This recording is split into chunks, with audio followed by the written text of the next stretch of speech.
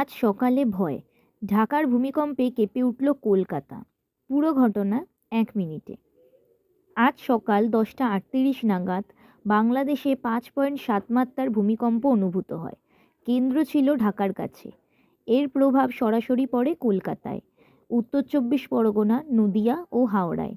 বহু মানুষ hop hop করে রাস্তায় ছুটে বেরিয়ে আসে। উচ্চ ভবনগুলোতে সবচেয়ে বেশি কম্পন অনুভূত হয়েছে। এখনও পর্যন্ত পশ্চিমবঙ্গে কোনো বড় ক্ষয়ক্ষতির খবর নেই, তবে বাংলাদেশে হতাহতের সংখ্যা বাড়ছে। ভূতত্ত্ব বিশেষজ্ঞরা বলছেন, এই কম্পন সক্রিয় ফল্ট লাইনের সতর্ক সংকেত।